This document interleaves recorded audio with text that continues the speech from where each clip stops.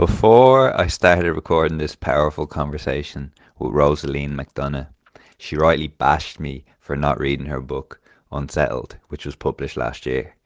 I can now say that I have read it and I'm blown away. Commenting on a piece of work like this is so hard because so often I was left utterly speechless. But the manner in which she describes the injustices she experienced as a traveller woman with cerebral palsy is profound. Even more profound is her pride and love of herself and her family and community. I can't think of a book that forced me to pause and contemplate after each chapter quite like this. I don't think it's hyperbole to say that it's a miracle that Rosaleen is still here, and I'm so glad that she is. For those unfamiliar, Rosaleen McDonagh is an Irish playwright, performer, and columnist for the Irish Times. She holds a BA, two Masters in philosophy from Trinity College, and a PhD from Northumbria University in the UK. She is a board member of the Pavy Point Traveller and Roma Centre and was appointed a Human Rights Commissioner in 2020. This intense podcast covers grief, the shadow side of activism, the role James Baldwin's work played in Rosaleen's development as a human, but also as a writer. We also discuss Rosaleen's relationship with her cerebral palsy, the hierarchy present within the overarching mental health discussion, the impact of othering that travellers experience on their mental health, and much more. She also gave perhaps the most touching combination of ways she takes care of her mental health that we've had so far in the podcast. This is undoubtedly one of the most memorable conversations I've had over the last few years, and I thank Rosaleen a lot for her time and kindness. Her book Unsettled is in all good bookstores, and you can find her on Twitter with the link below. Thanks for listening, friends. All the best. Rosaleen, thanks for so much for agreeing to come onto the podcast. What's the crack? How are you keeping? Well, I'm glad the winter is over. Me too. And I love spring. Yeah, it's beautiful. And summer.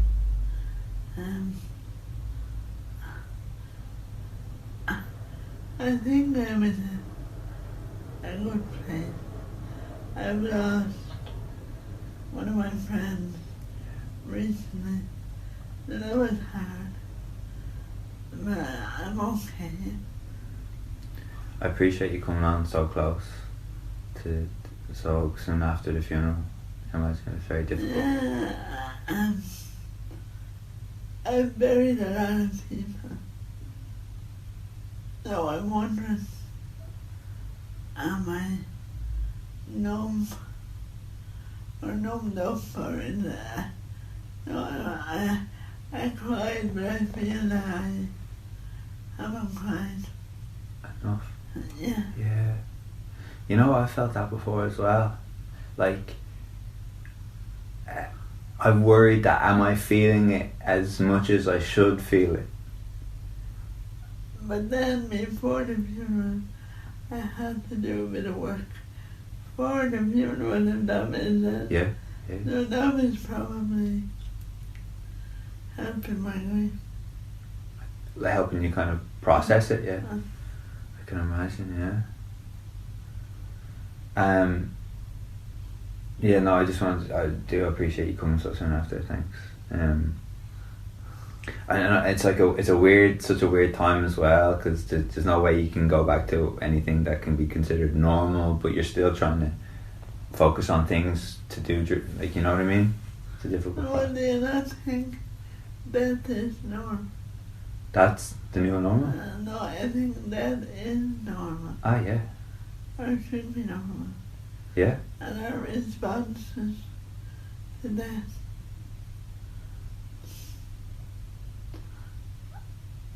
are should be understood as a process or an embrace, like all our other processes or embraces in life.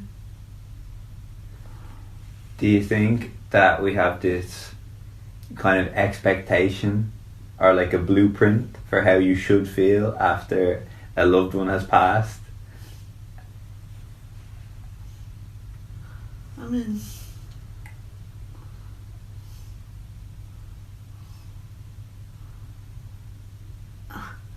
I don't have children. Mm-hmm. And I live a very single life. So I don't have to give anything to anyone, emotionally or psychologically. Every day I don't have. Where I think people who have children to look after or a partner, their grief gets managed in a different way. Okay. Where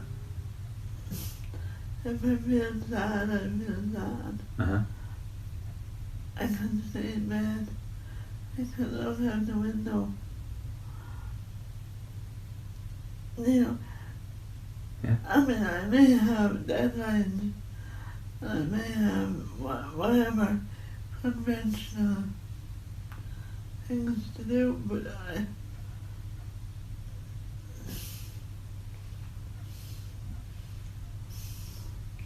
grief, like everything else, it's just a buried emotion. Totally. Part of me thinks as well, your reaction to death, to the death of a loved one, might also represent where are you in terms of accepting your own death, right? Like I'm a big fan of George Harrison, and my friend was telling me that when John Lennon died, George Harrison and Ringo were interviewed shortly after, and I think they asked Ringo what did he do when they heard John Lennon died, and Ringo said, I was in Costa Rica or somewhere tropical, and I just got on the first flight home just to see if there's anything going on. And then they asked George Harrison, what happened when you heard John? He says, it was in the middle of the night. We got a call. I was told John Lennon passed away, and I took a moment, and I went back to bed. And to me, or maybe a lot of people would consider like that's so selfish or inconsiderate, but part of me thinks that that's George Harrison. That's where he's at, accepting of death. That him and John Lennon were quite spiritual men, and George said, "Here, me and John believe that he's on a different plane of existence, right? And this is part of life. This has to happen."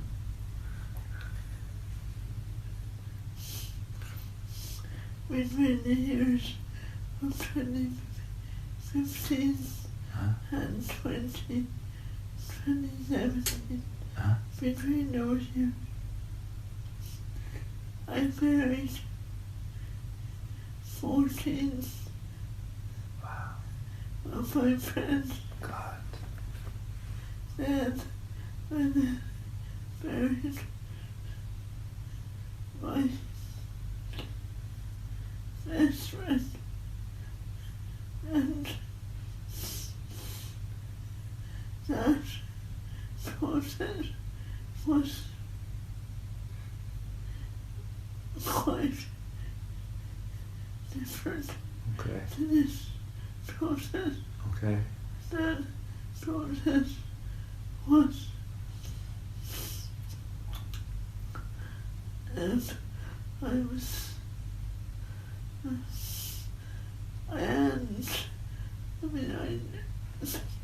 I think about disability a lot.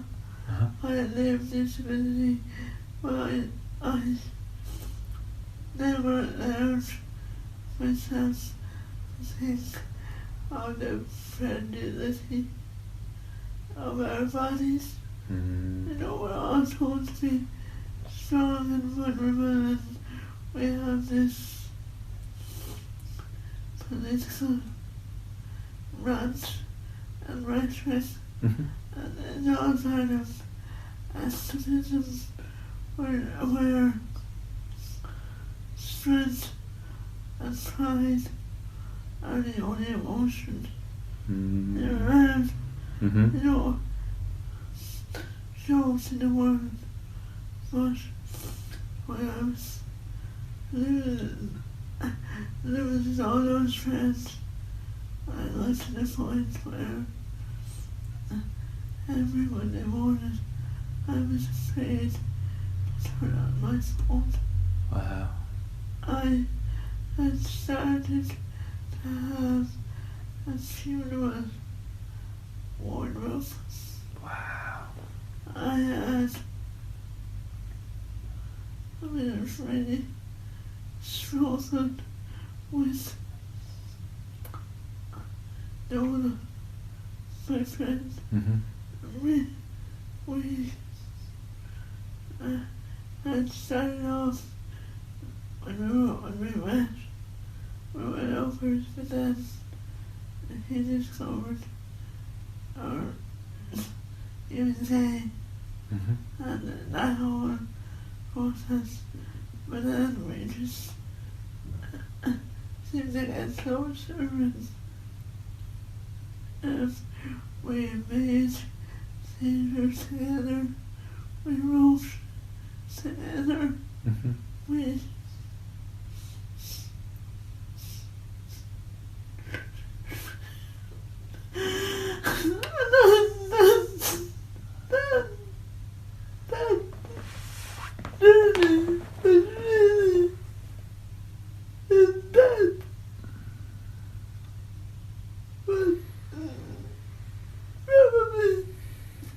harder than my parents or my friends.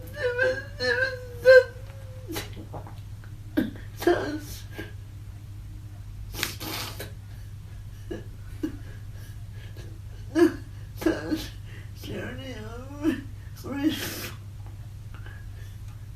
was tremendous.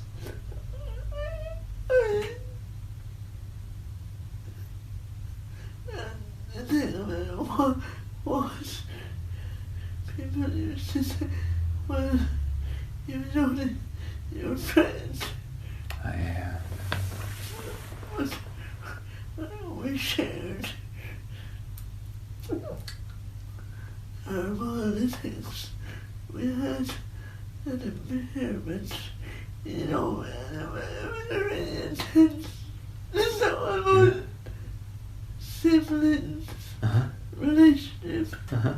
with that moment of grief was probably apart from my breakdown years ago. Donald's death was probably the moment when I became human. The moment when I became a woman. Okay. And I'm not really sure what I mean by that, but it was the human experience that brought me to another level. Wow. Wow. And does that make sense? The way I'm hearing it is that the connection that you had was so strong, and the fact that then you lost that person, that it then changed how you looked at existence, right? Wow. I married other people previously. Uh-huh. No, but it was that. I remember one person, my sister's brother or they couldn't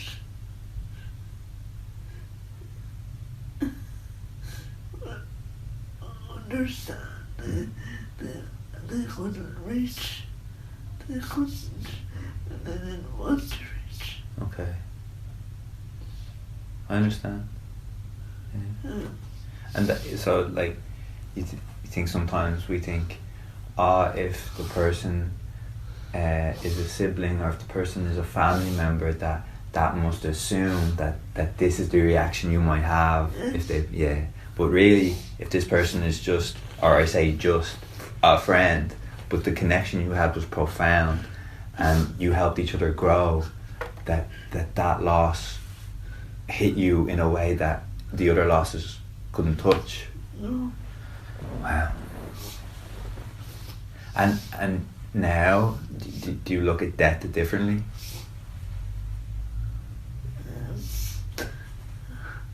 I probably feel that differently. I hope it's made me more mindful, more empathetic Okay. than someone that's grieving. Okay. I'm not sure it has, but I hope. And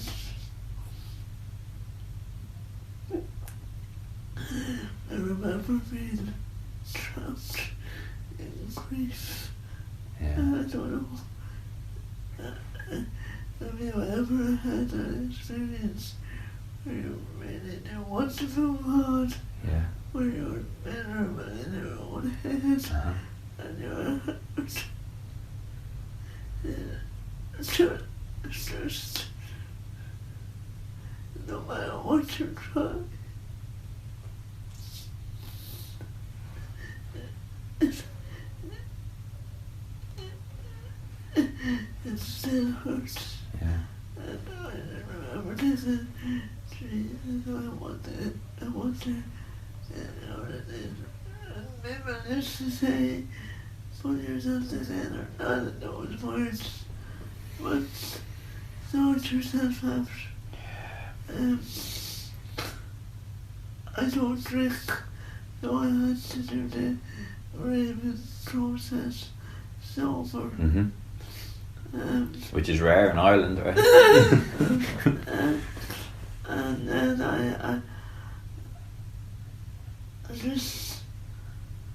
I found it really hard to deal with other friendships.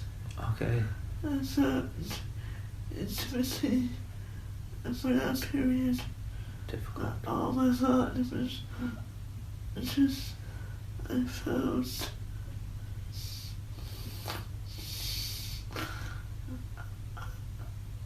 I remember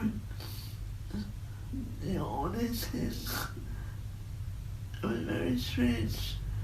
I had been listening to all night radio, and you know, Jarvis Cocker.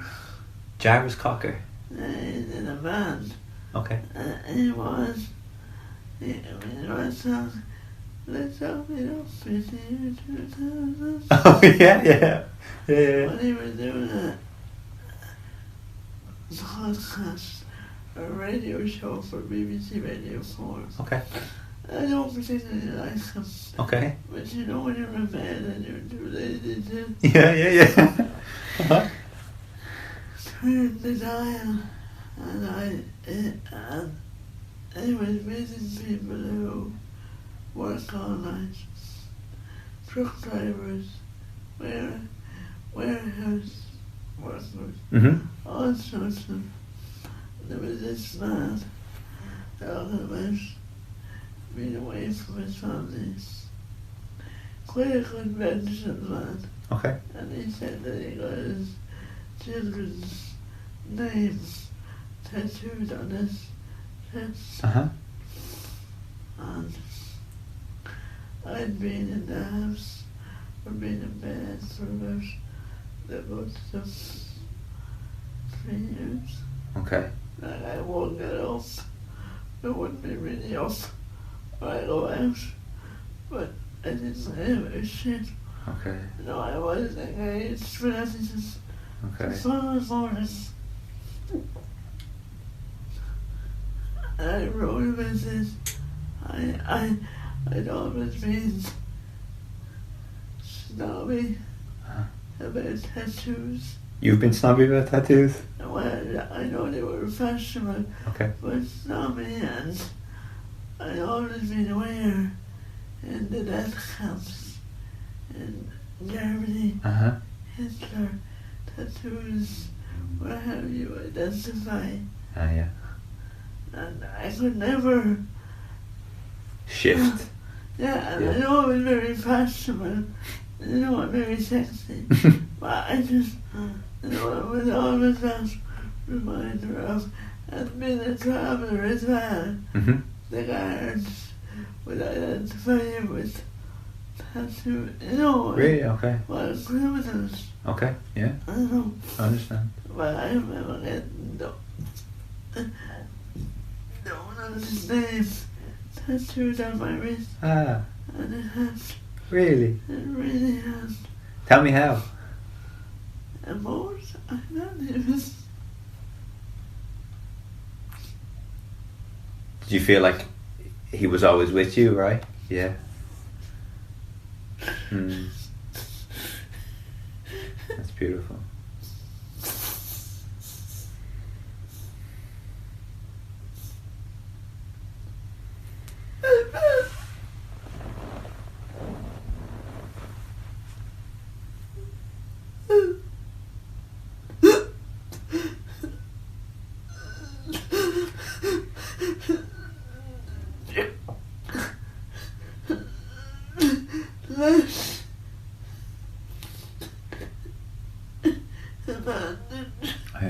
Yeah.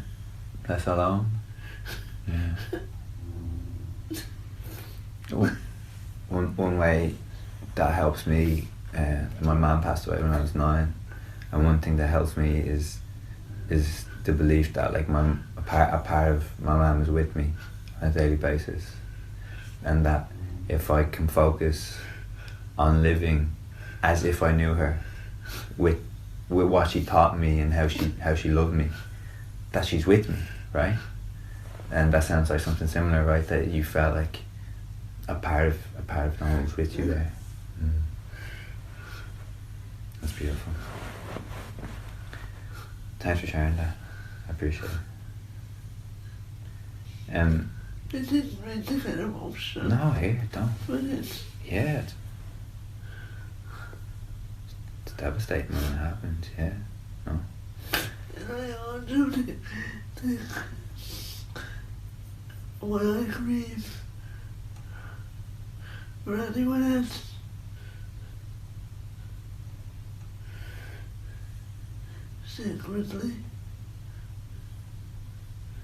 secretly, I'm grieving for him.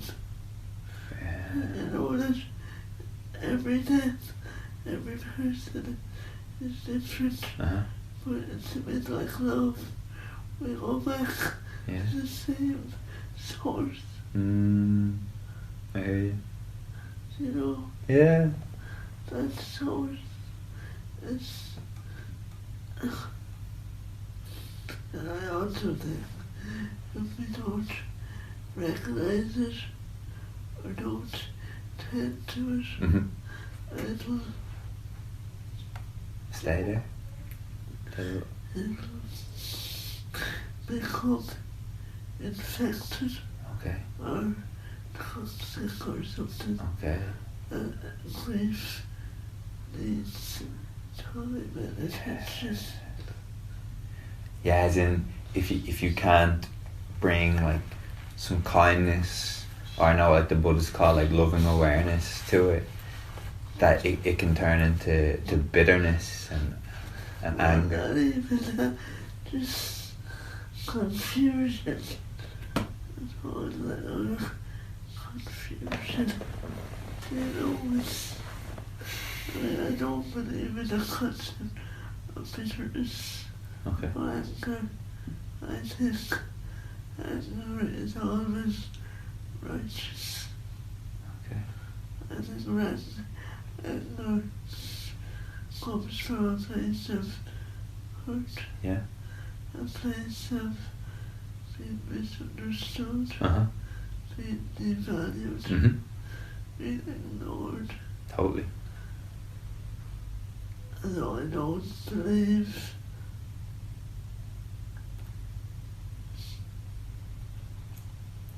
I believe anger has a place on the spectrum of how we live our lives. Can you unpack that a little?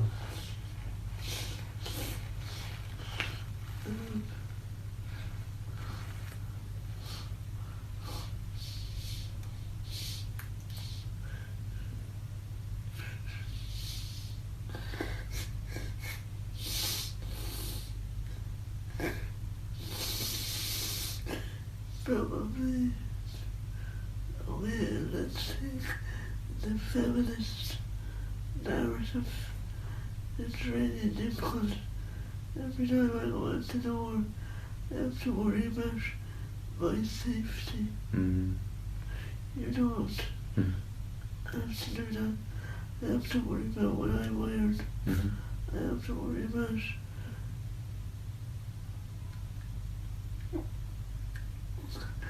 what signals do I give when I'm interested. Mm-hmm. Worry about who I ask for help. Do I ask for help? Mm-hmm. That makes me very angry. You know, I have to worry about if I have my period and I'm doing a job and I'm just not functioning. I can't tell my male boss. Actually, I am really heavy period. I might do this better tomorrow. We don't live in that kind of world. Do you think we're getting close though? I hope so. And then anger, probably. Just violence towards women.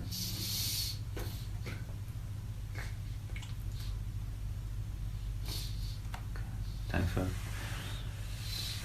And ongoing things of that. I think possibly when I say that it belongs on the human spectrum, I think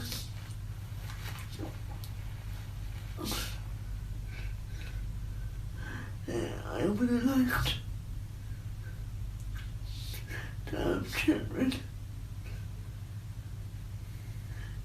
That choice was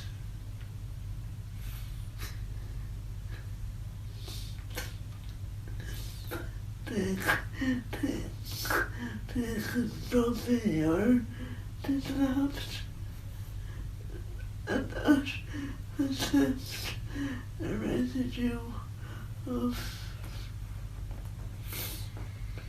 anger. Now I like to call it stuff rather than anger. But if you use the word anger, people step back and say, whoa. Yeah. That's not just hurt. Hurt. Yeah. Yeah, I think it's a good point. I remember thinking a while ago, imagine that we could reach a point where we could communicate to the people that we think we're really angry with, and then imagine if we could just accept or articulate to them, you know what, I'm hurt. What you did there, that hurt me, or this situation hurt me, and to me that would just change so many dynamics, right?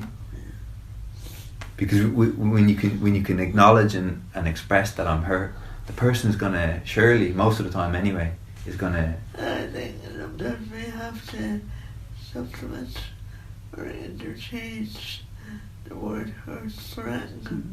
You think so? Yeah.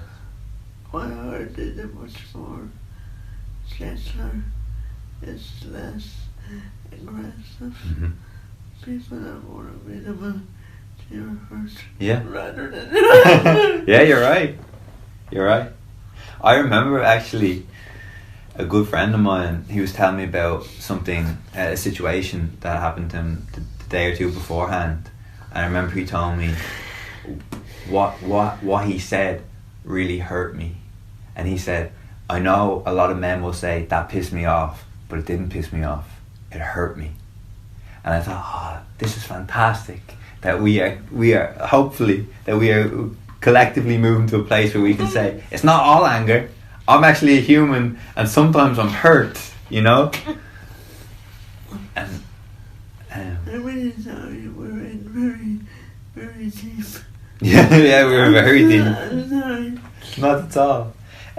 For people that are listening and they want to know a little bit about you, could you tell us a bit about yourself? I know it's always it's a tough question. I'm Rosaleen. Mm-hmm. I won't say what age I am. And I'm very vain. I'm a writer and a member of the traveller community. I have a doctorate and I am a former punk. Former punk.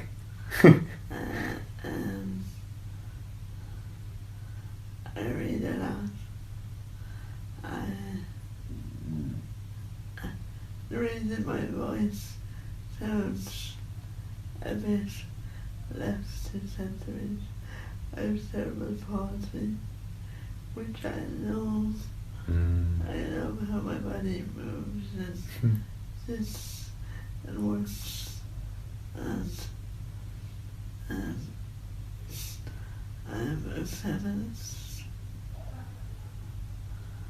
I am a playwright.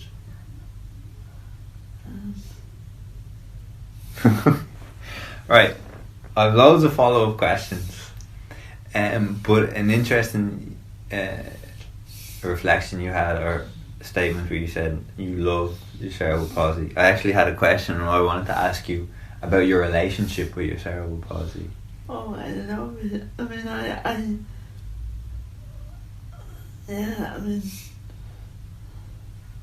love the aesthetic of it. Really? Beautiful. I grew up with other disabled children in a residential environment. And that, even though it was very cruel and awful, all that stuff, there was a joy and a beauty around being with people who were like myself.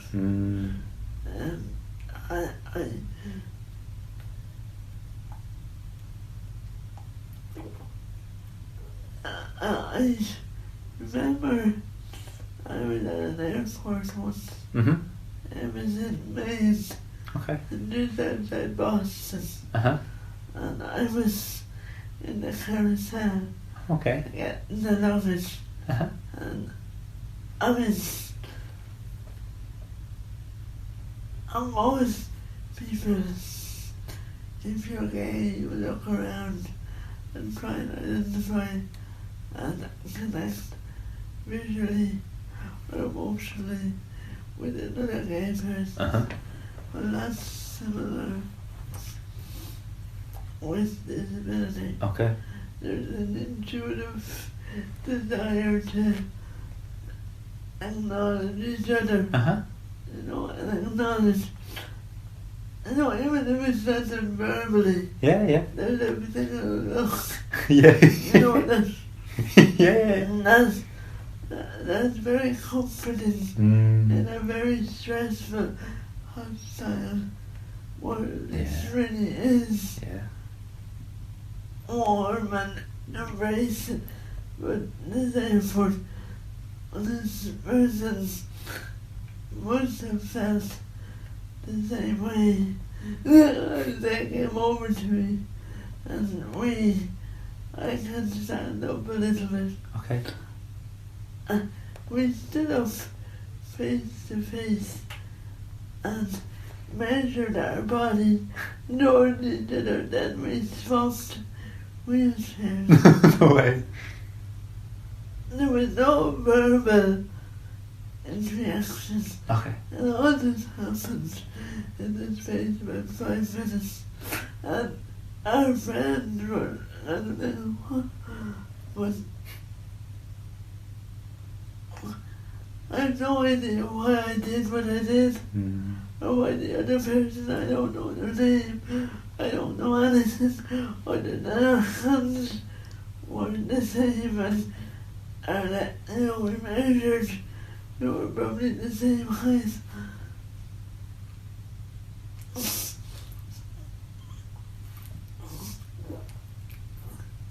I don't want to generalize, Uh-huh. but similarly with traveller ethnicity, Okay. I've always felt great pleasure being in the company of other people with CP.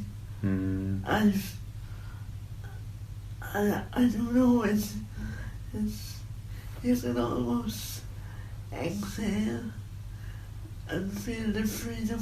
I get you. And even though your position about politics, class, gender, everything may be different. Uh-huh. But there is something about being human. Yeah. When everybody's body is different and you're in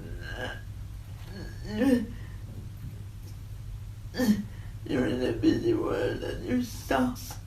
Yeah. And there's I'm not sure it makes sense. No, I think... And the other thing I would say about CP is, in my circle of friends, Uh-huh.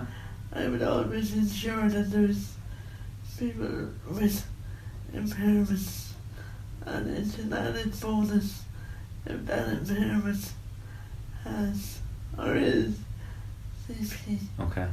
I would also say I'm not a sports person. Yeah. I'm small and fat and round, Uh-huh. but I get great pleasure at disability sport. Cool. And the aesthetic of they're not trying to emulate the non-disabled body, but it's kind of almost, there's a certain pride and boldness in demonstration in a very public way. This is who I am. This is my strength.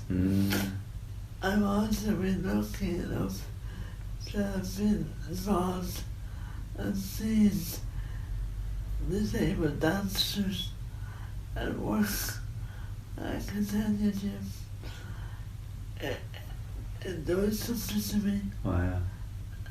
I can't dance. My body's quite rigid. Uh-huh. But when there's something fulfilling, there's something completely life affirming. That's beautiful.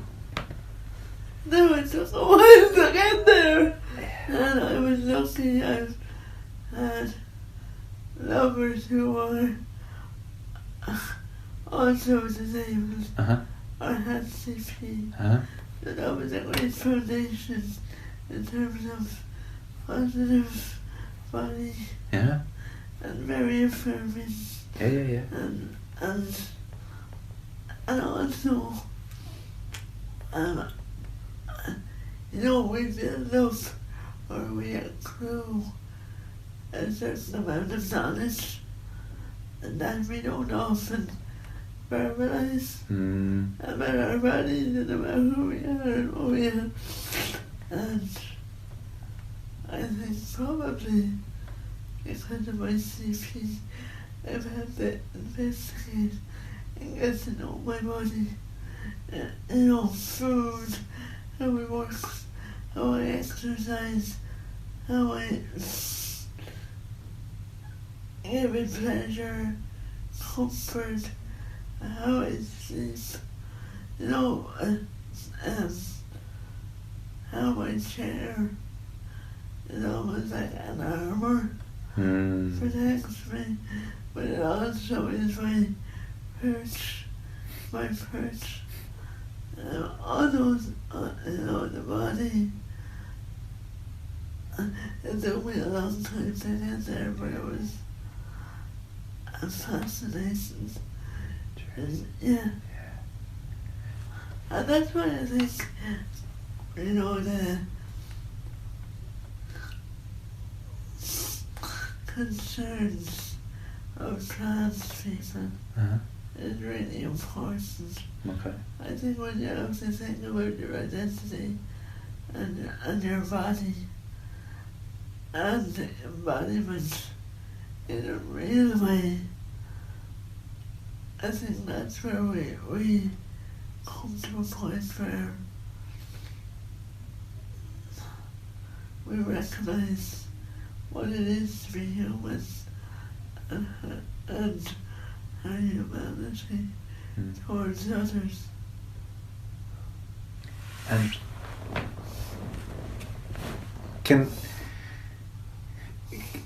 kind of want to ask about in terms of the shared humanity, you think that very often, unless we have this kind of we come face to face with this challenge of fully accepting our bodies and fully accepting who we are, unless we have that process, that intense process that you speak about, you think it's almost easier for people to kind of lose sight of our collective shared humanity?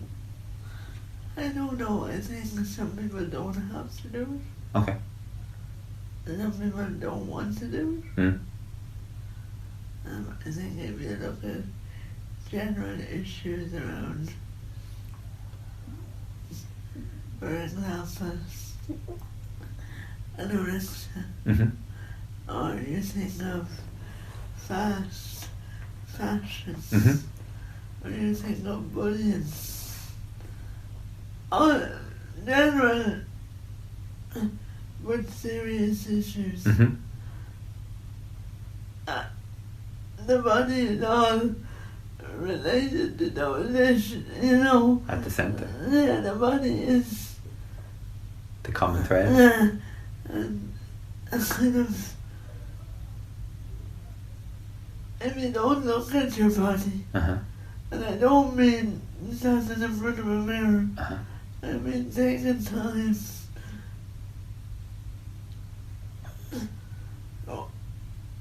and figuring out what it is to be Jim or what it is to be Rosaleen in all its glory or its mess. You know, and I think we have to appreciate not everybody can or needs to do that. And that's fine. You know, people like us, because we're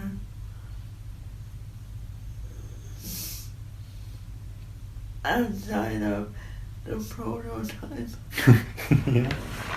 Needs to take that time to work out what it is, how we live and function.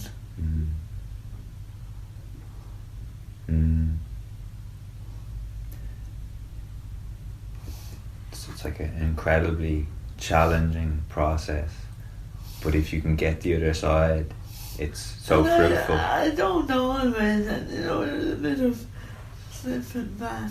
Yeah. But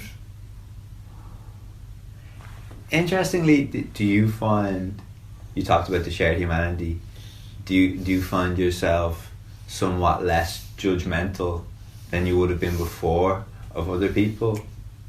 Before what? Before you kind of reached this point of kind of... Oh my God, there is an ongoing process, and it's more aspirational than real. Okay. I think when I was younger, I was impatient. Okay. I was caught up in my own hurt and pain. And therefore, other people's didn't really matter. Okay.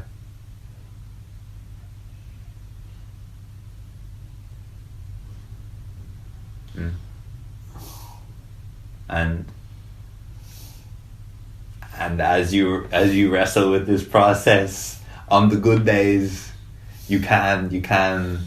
Well, it's being conscious, making an effort. Each being patient, being generous,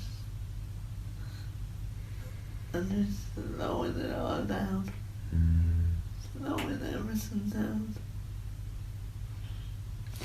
You know, it's funny, it just came into my head. We had a former guest on, Carol Lisette, who has anorexia, and she mentioned that during her difficult period, that she was like, I was a really bad or a difficult person to be around, because almost like you said, I was consumed by myself, or consumed, like in my own world. So I couldn't really consider other people's doubts, other people's struggles, because I was so in my own struggle. Yeah, I also think I have lived the life of an activist, whether it be feminism, whether it be traveler rights, whether it be disability rights, and it's almost, you get lost in that.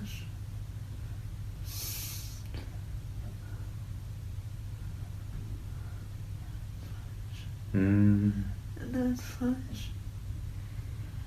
and you get lost in that solidarity.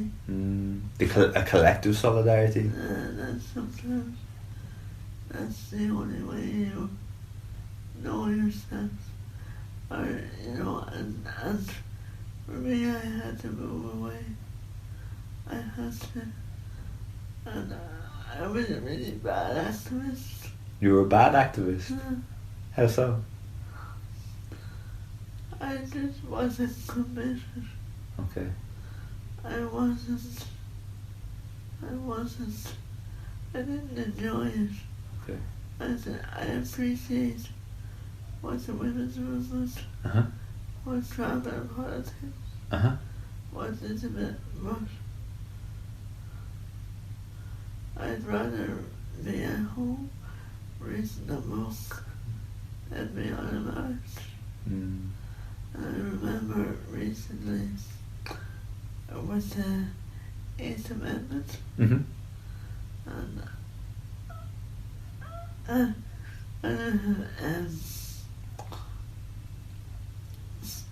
turning up to one of the vigils, and I remember thinking,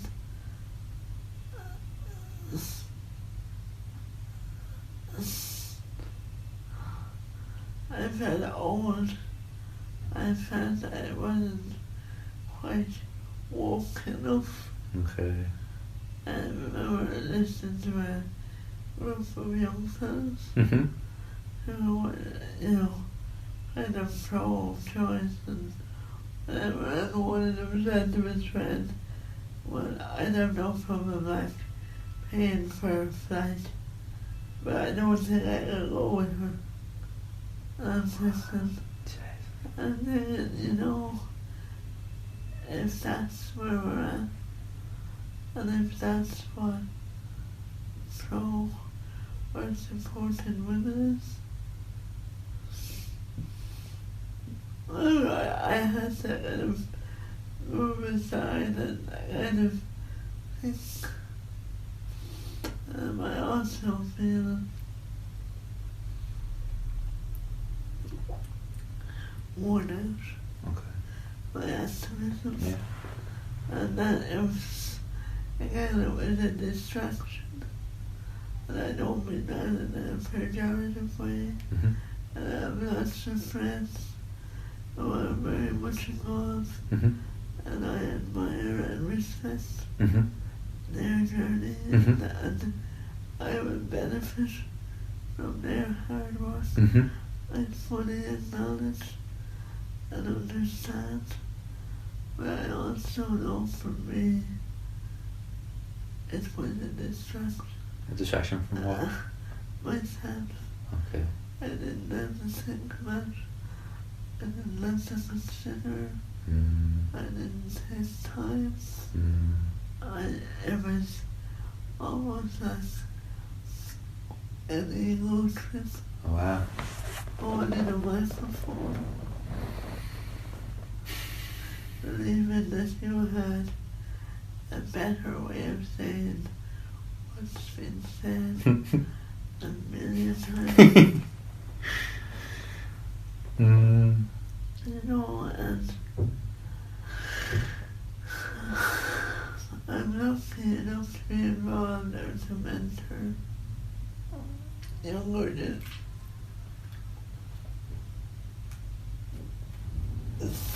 disabled women. And these women would be very sharp. Much sharper than I am, really there. And when we won the vote, and when I say we won the vote, I'm talking about the 8th Amendment. They passed, like a month later, overwhelmed, or underwhelmed, like they didn't know what to do with their time. So a lot of them moved into a new cause or a new struggle. I found it very interesting talking to them and listening to them, and again, no judgment, but how activism and a cause. It's like an addiction. Yeah, it can become a distraction. You know, I like Carl Jung, and there's this podcast with a few Jungian analysts I listen to, and they talked about how so often they would get people coming into their office or to their room, and these people are heavily involved in the political fight, and they can't help but feel that they're very angry about the injustice of the political system, but underneath that anger is a mountain of anger about what happened in their childhood, or about their relationship with their dad or their husband, you know? And that just came up when you were saying this. It was almost like they're angry and they're finding a way in which they can... But that's okay. That's okay, oh yeah, no judgment at all. No, that's their journey. And like you said, we'll benefit from that hard work that they're doing, absolutely. But for some people like me, it was healthier to get off the... And were you accepted, by the activists for that take? No. No. Well, no one, my friend, my best friend, would have been a well-known disability activist. The one who told us. And I suppose I would have had his protection. Okay. And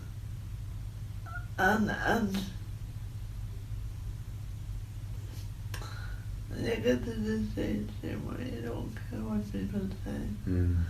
I was tired. There was room for someone else. And I think my worry was I'd look at older feminists and they always had to be having opinions about stuff. They were trans. They the radical feminists like Jeremy Greer, who was anti-trans. And I thought, I don't want to be one of those people where I'm real left. I'm not really in touch with myself or the humanity of others, and that I'm so consumed in my own ego and being front of stage that,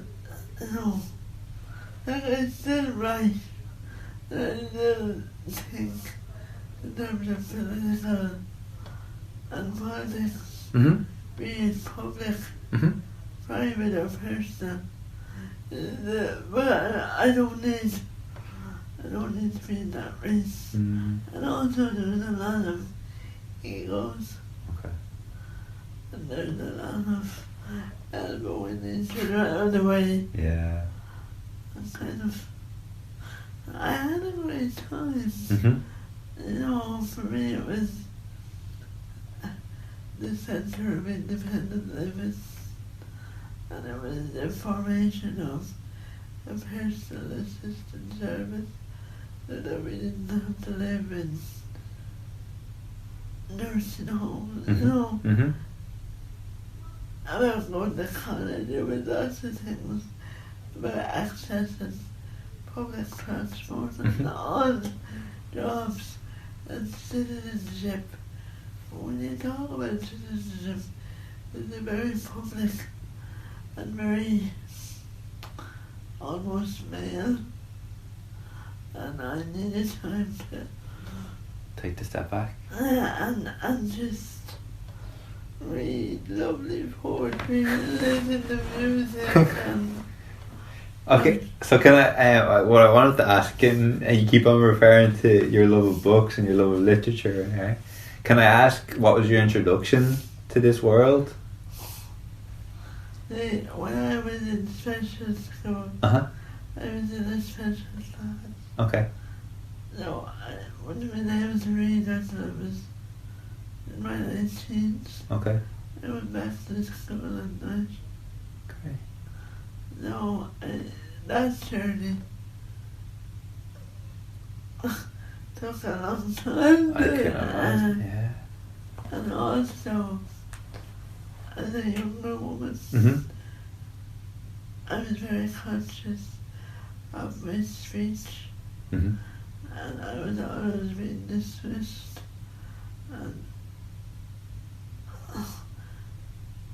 nobody understood what I was saying, or at least that's what they told me, and that was something to learn. And therefore, reading was something I could do on my own. It didn't involve communicate with somebody else. And also, I had time on my hands. Okay. I wasn't qualified for a job. I wasn't going there, and, you know. And books became the center. You know, it opened me up to a knowledge and you know, the good opened me up to humanity. Do you recall a certain book or a certain author really helping you expand how you look at the world? I remember the first time I read The Colour Purple. The Colour Purple? By Alice Walker. Alice Walker? Alice. That's Alice. And she's an American African writer. Okay. She's dead now. But it was transformative. It was about racism, it was about sexism, and it was about impairment. And it was just beautiful. And it was about internalized oppression. And it was gorgeous. Wow. And then I kind of fell in love with James Baldwin. James Baldwin. Wow. And I everything about his writings, his own journey, his own fragility, his own fear, his lack of. I mean, there's one where he talks about being afraid of Martin Luther King. He was afraid of him? Malcolm X, because he wasn't manly enough. And he wasn't a good actress. And I completely resonated. Yeah, like nobody ever said I was in the presence of other activism of my peers. I was terrified. They knew more than me, and you know, people talk about identity. And identity is so fragile. Yeah.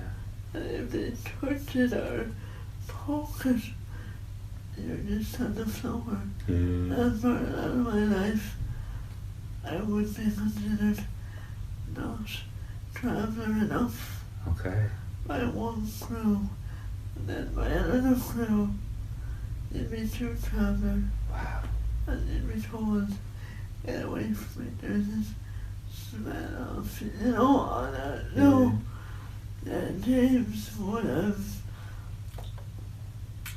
intellectually, spiritually, emotionally, culturally, and probably in a weird way, sexually. Yeah. Might have inspired and helped Wow. me. I actually watched the documentary on James Baldwin last week. I don't know if you saw the one that they made when he was in Paris. It was quite short.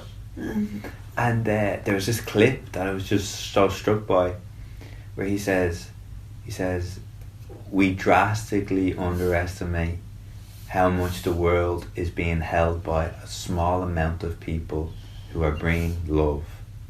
He says love is revolutionary. Love is not popular. Look around.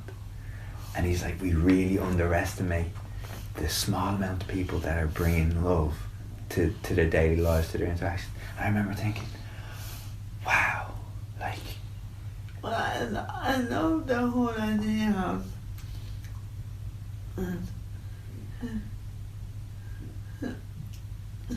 him being a gay man at a certain time in history.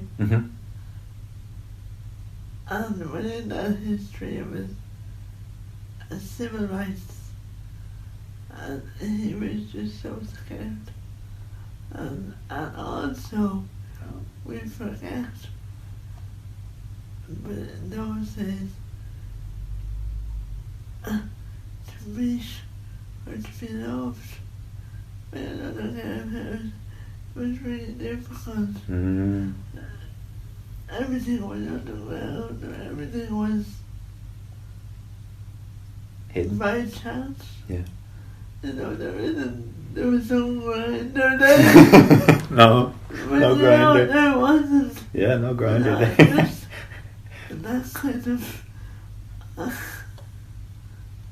isolation. Yeah. And that comes across in his work. Yeah. And I really love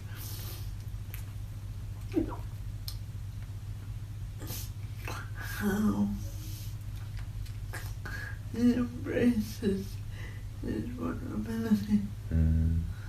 How he says, fuck it, I'm afraid. I'm really afraid. And he tried to commit suicide 3 or 4 times and that. And yeah. Did James Baldwin being so expressive of his fears help you, or did that push you into articulating or expressing some of your fears through writing? Yeah. Yeah. But it also made me feel not so alone. Okay. It also made me realize what I was feeling or what he was feeling is universal. Yeah. We have this idea that, everything is shiny, happy, and where, most of us are anxious and worried and vulnerable and Sad. I'm afraid of being exposed. And his work and his vocabulary and being a writer and playwright and to own my own shit. And what I mean by that is even if I don't have somebody with an impairment as a character, the set of the stage is always a telltale sign of who the writer is. The set of the stage. Yeah, you know. Can you expand? For say people that aren't really familiar with plays or theatre. Well, in my last play, it was on the Abbey. So you had the traveller aesthetic, but you also had two children who were referred to who had disabilities. Okay. So the set was all accessible. Okay. But nobody knew that, only a disabled I would say, oh, there's no steps. Oh, there's no steps. There's no ladders. There's no... I get you. And Baldwin allowed me in the same way that Tennessee Williams. Yeah. Again, his work is profound to me in that if you look closely at the set, it's very kitsch and very, very gay. It's very gay? And very kitsch. Very which? Kitsch. Kitsch? 1950s. Okay, sorry. Kitsch. Okay. But I'm not a gay person. But I can read because I like you speak the language? Well, no. No? Because I'm looking for that diversity. Okay. I'm looking for him in his work.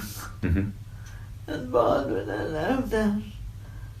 And therefore he allowed me to always have a reference to disability or to travellers or to... And what would your take be on authors or playwrights who don't have a disability, who might be straight, who might be white? I mean, they're there, and we built the canon, and for a long time they owned it. Yeah. And they prescribed. But I think... But sorry, do you think that they should also kind of draw inspiration from what you're talking about to make a stage more accessible? Or is that kind of overcompensating for something that they don't really understand? Well, I suppose they don't have to think about it. They don't have to think about it? And it's not really their job. Now, it would be brilliant if they could give actors with impairments jobs on stage, but they don't. In the same way that there aren't enough black actors. You know, all that. But I think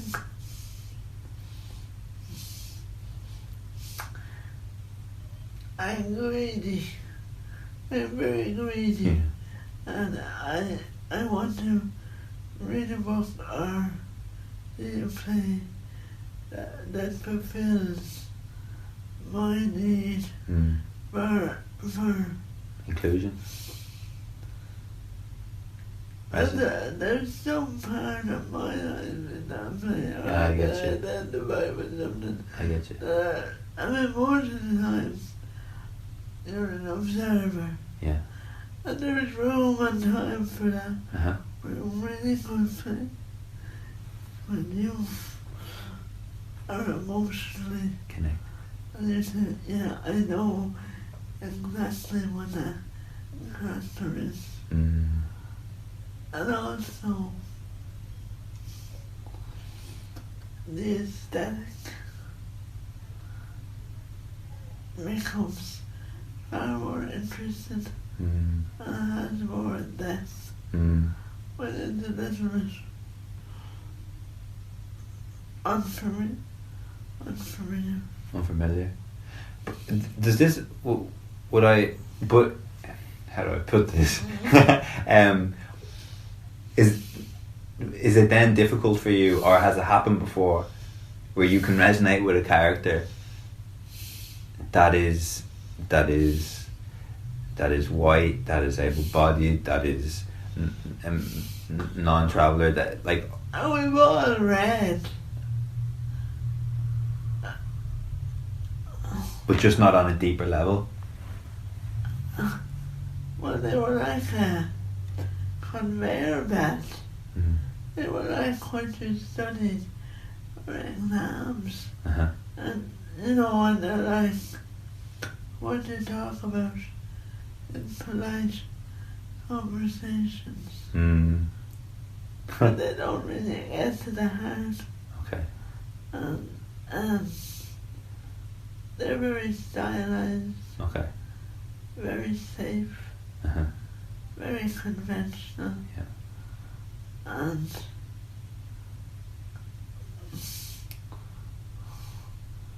what white straight males I find interesting, I may not. Mm-hmm. That said, have you watched The Wire? I've watched the first 3 seasons of The Wire. I loved it. Yeah. And I'm nearly sure that was written by 2 white guys, wasn't it? Yeah. No, you know. Uh-huh. I think I put it this way. Uh-huh. If I am €20 for a ticket, Uh-huh. and there's a play by a disabled writer Uh-huh. who's not writing about disability, and there's a play by a non-disabled writer who's writing about disability, Uh-huh. which one? Which one are you going to? Are you asking me? Well, you know, Rhetorical question. I think sometimes I want to get away from my reality. Mm. So the straight white male thing is light entertainment. Okay. Is that awful? I don't think it... I mean, I don't think it's awful. But if I want intellectual, emotional nourishment and stimulation, then I have to go to something that's outside the mainstream. Yeah. Although, for instance, me and my roommate who's gay, we watched a documentary about like early drag queens in New York, and the documentary is powerful. You really get an insight into the difficulty of the poverty, first and foremost, the difficulty in which the people couldn't find areas or venues for them to express themselves, and to feel that they could be themselves, right? And I'm not gay, and I don't really have an interest in like, as in I don't watch drag queens or drag performances regularly. not even the drag race. Not even RuPaul's Drag Race, no. But I resonated so deeply with that struggle of trying to find a place where I could express myself and be me. You know? And why do you think that was? Because I think, like you said like 20 minutes ago, there's a shared humanity. There's a shared... But yeah, I think it had something to do with your friendship and your roommate, and that he wasn't this big heterosexual football player that had to make jokes, that you were allowed to breathe and say, this is interesting, this doesn't revolts me, this doesn't... You're asking me if the fact that my roommate was there with me, and it was a place in which I could be brutally honest, and I didn't have to perform to this kind of idea of, oh yeah, masculine kind of, oh that's so weird. Or I think I'm lucky enough, honestly, to have friends in my life where I'm dropping that kind of societal expectation. And I'll be honest, like, I won't say that I like RuPaul's Drag Race so that certain people will think, oh, he's in the know or he's whatever. But equally, I won't just say it's nonsense just because it's not me, it's different, right? That's just from my perspective. And so I think it's interesting that, and I believe, but maybe you're right. Maybe a lot of people don't have that space, that space between you and the content, or you and the material, and then to go, wow, that's me. My two best friends for over 30 years are two lesbian women. Okay. Look at me, hair, makeup, you couldn't meet a more kind of mainstream woman than me. Okay.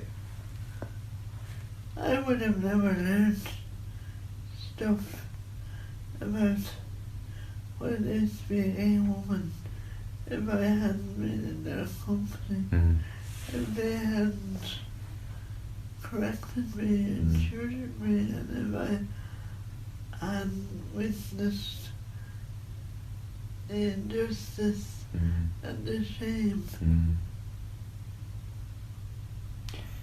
This is actually something that I wanted to ask you as well. More related to the traveller community, but... No, I'm going to go in 15 minutes. Yeah, no problem. No, look at your question. Okay. I think they're good ones. Okay, right. First question. You talked about the importance of having gay friends for you to be open up to the world of what's it like to be gay, right? I don't mean gay friends who are funny and who are a parody of themselves. No, yeah, like... I'm talking about gay people who are wounded. Yeah. And shunned, shamed by their parents. Gay people who were my age, who didn't go to the celebration after gay marriage, who felt they were too old and too hurt, and were still in fear. That's what I mean about gay friends. I understand. I mean, my roommate said something similar, that he says sometimes it's not that he feels, how do I put this, that he has friends that feel like they haven't acknowledged their woundedness, if you will, and they are somewhat, to some extent, living up to a parody, or living up to a kind of caricature, that's it.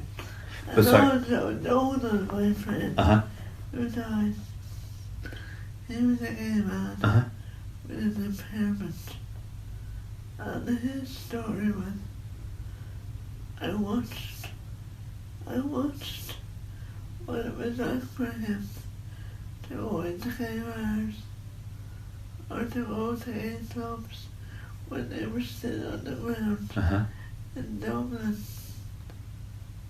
And it was painful.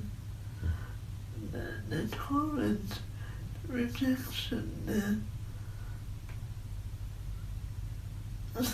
it wasn't all humour, or it wasn't all love and acceptance, and no, and I went to his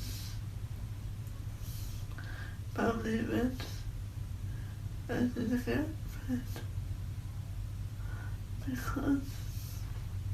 Because they would have judged him, or they would have rejected him. And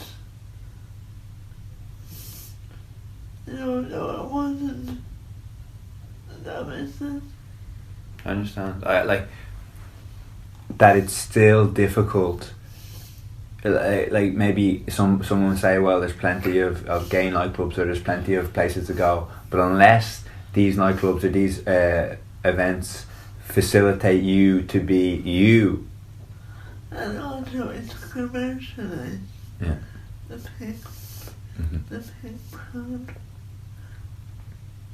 And it's almost like commodified. Yeah. Well, all sexuality is commodified now.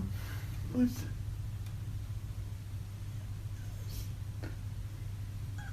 I think it's wonderful that mainstream culture has embraced gay culture in some ways and in some parts of the world and in some communities. But it's not all roses. And it's not all...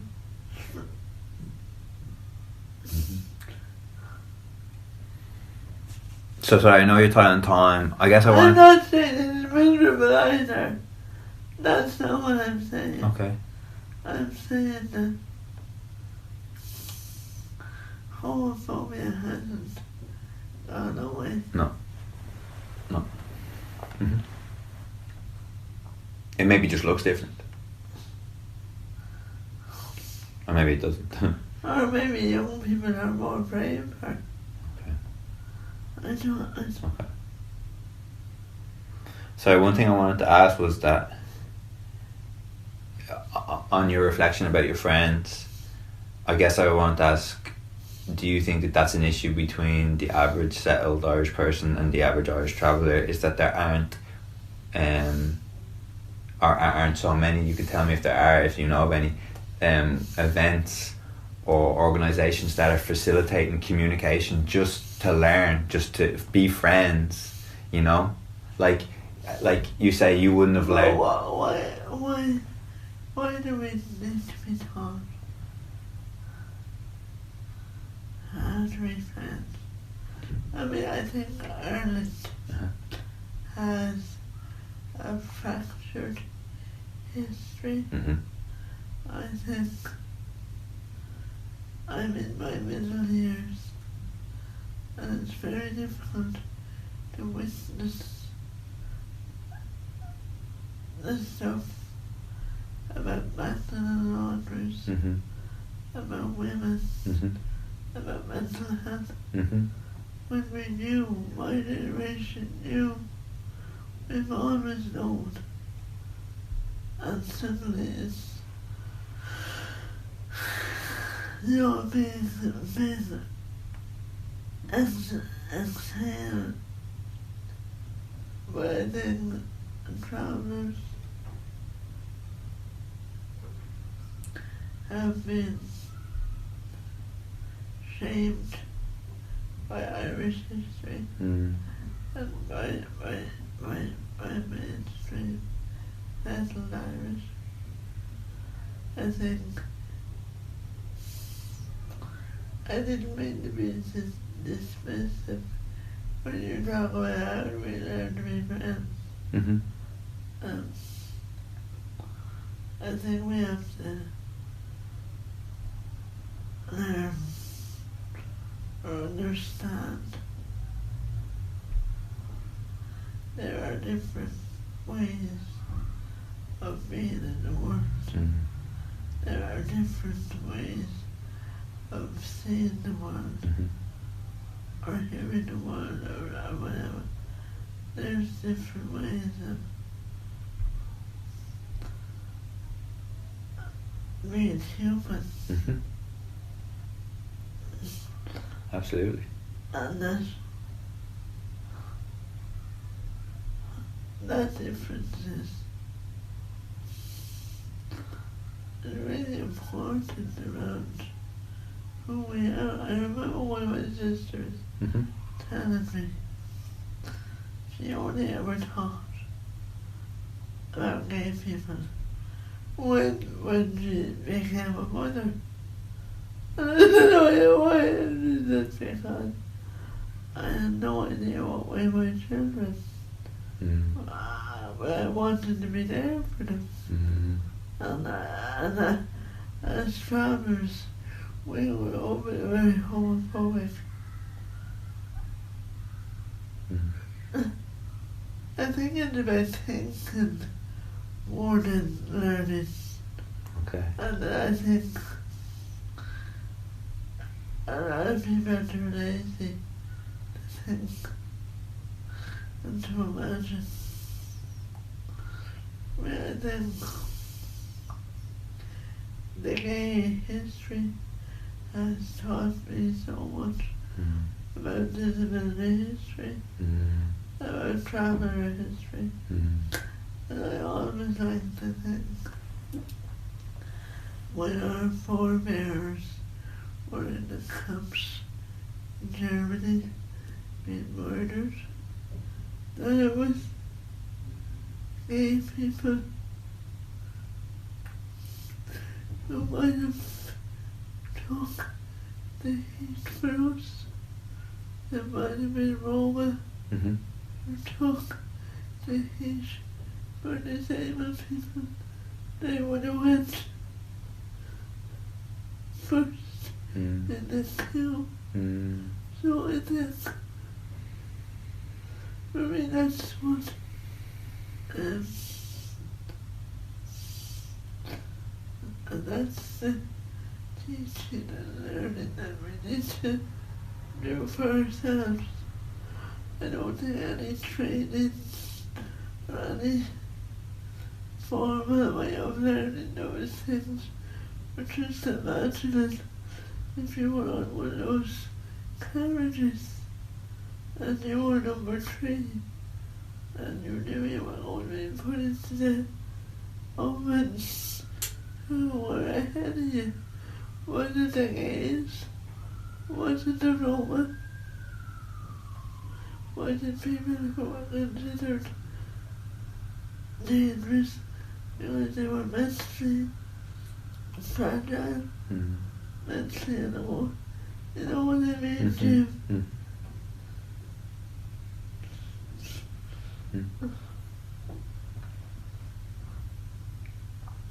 It's a lot difficult to do for, it's difficult to, but well, I just think of the train as it was in one carriage.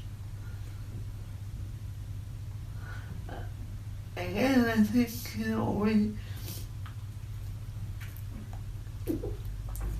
we think we're almost beyond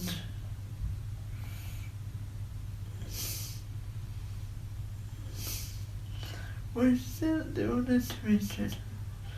We're still killed. We're still territorial. We're still full of all kinds of supremacies, whether it's intellectual, physical, race, ethnicity, religious. Yeah. I believe in that.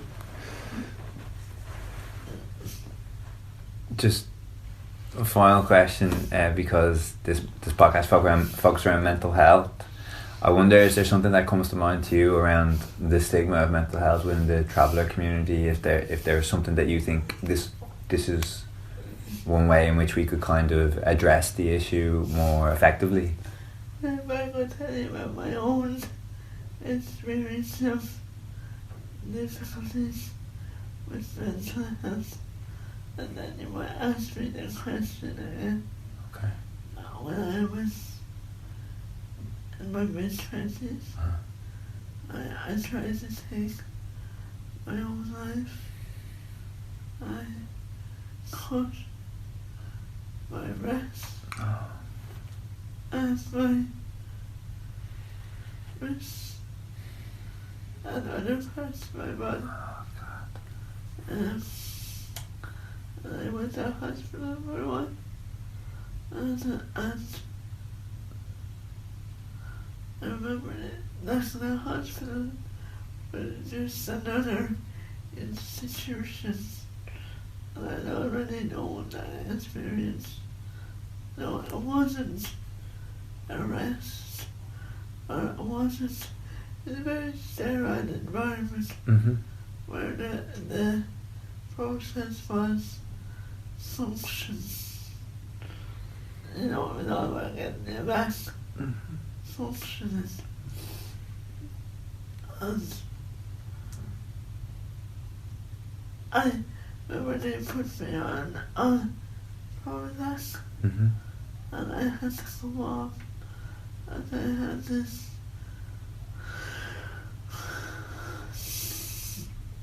I didn't know myself. My body was shut down. It was functioning, but functioning with no feeling. Isn't. I'd rather be miserable than not feel. And the years leading up to that breakdown were incredibly lonely, even though I had mental health in my family, serious mental health. Of course, we didn't know that word. Okay. We just knew we had relations in the mental hospital. Okay. We didn't use the language of Mental health. no. And when I talk about mental health, I don't just talk about, oh, I'm having a duvet day. I'm talking about kind of not being able to make sense, or being unsure that there is a place for you in the world. And for lots of travelers, younger, we're going through a transition. The old ways, the new ways, globalization, popular culture, and then within that, if you're gay, if you're disabled, if you're trans, if you're a woman that's been told marriage is the only way out for you,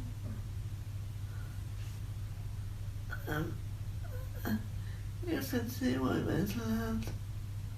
I would also say on a broader level that when you are several generations where your community has experienced very severe oppression, very severe poverty, very severe racism and denial of who they are, you carry that in your genes and you pass it down. And there's a certain characteristics that go with that. And if you look at the Maoris in New Zealand, the Aboriginal people in Australia, and Irish travellers, Roma, we all have the same health stats. We all have huge rates of suicide, or for women, para-suicide, you know.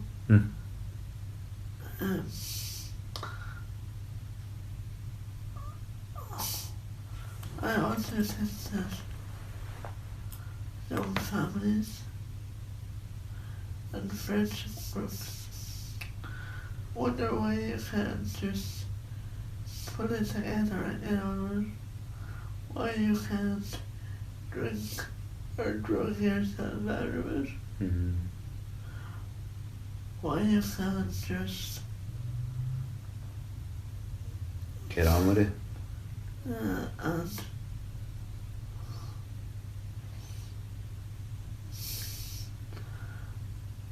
And I'm not,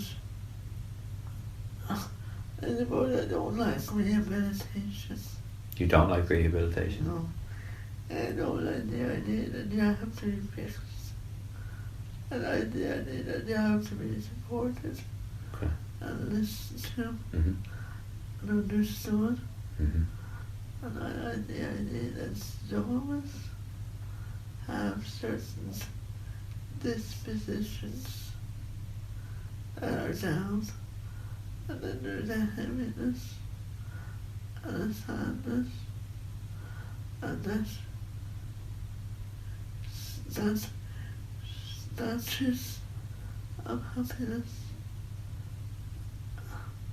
are brief. They're not sustainable. Rather than this trumped up, we'll make it better. We'll fix it, and we'll make him function. Right? And then that's more damage in the long run. I also think when particularly young men, you can travel around with young men in general and women, are not allowed to say, I'm hurt, or you're hurting me, or this is hurting me, this is hurting me, show me a way to live with this. Or, don't do it with drugs, don't do it with rehab, or just show me a way, or let me talk my way into this.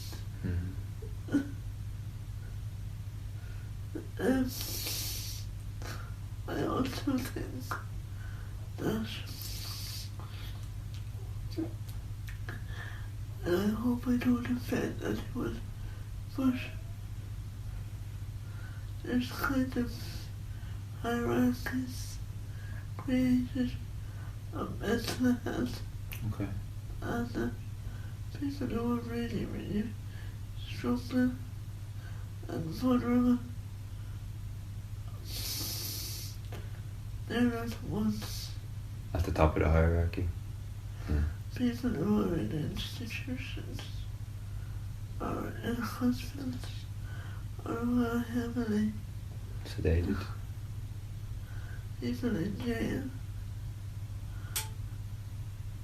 And there's a whole kind of superficial. It's more like my mental health, right? Not about mental health generally. Well, there's more of a cat chorus. Cat chorus. No, rather than.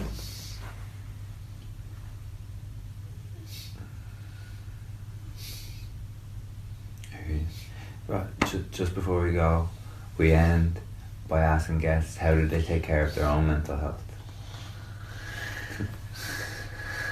Are there things you do on a consistent basis to... No. I exercise. Okay. I read. Music makes me really happy. What type of music? All sorts. Time alone is precious. Acknowledging that there are moments of misery.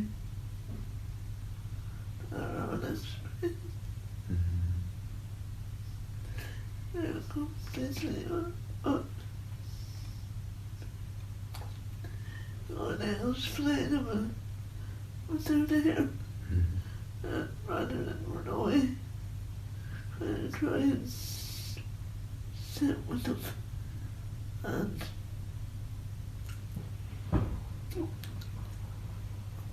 work our way through it. And I like cooking. I like writing. I find that very enjoyable. I like ritual and routine. My cup of tea in the morning, I like comfort. By that I mean, cotton clothes or sheets. That's my body. I watch what I eat by way of not making myself physically uncomfortable. Then it let me emotionally, and I find myself, I think it's easier as you get older, choosing people in your life that are really good for you and you're good for them. Friendships. I find being single, although it's considered unusual or unconventional, but I think for some people, their mental health capacity is so small that they're just not able to endure the triumphs and the downsides of relationships. Now I find knowing that about me, it helps. I find acknowledging my hurt and my disappointment. I find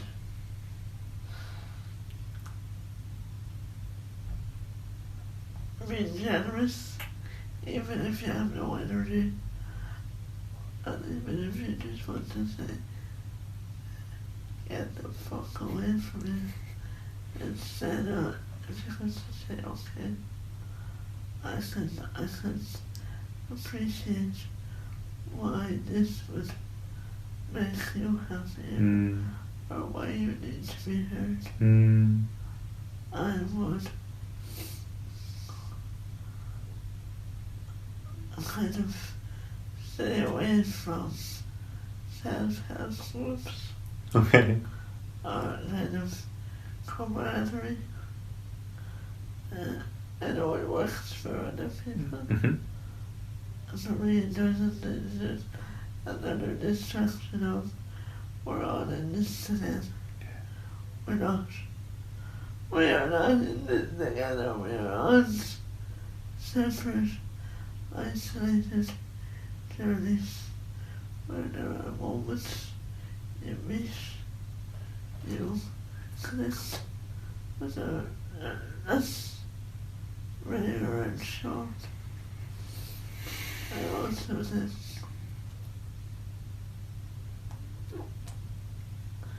watching, listening, other people rather than you doing the talking kind of and forgive yourself. Yeah, it's a huge one, isn't it? Forgive yourself. Yeah. I'm still, if I have a bar of chocolate, I still have to tell myself, it's okay. That's okay. You want sugar, it's not a moral default. It is what it is. And also just try not to be a sheep and follow the crowd. Because that's just, it's bad for your mental health. You end up thinking outside yourself. It's a great point. Yeah.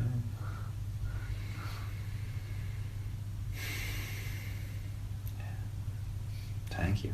Thank you so much for your time. I really appreciate it. Sincerely.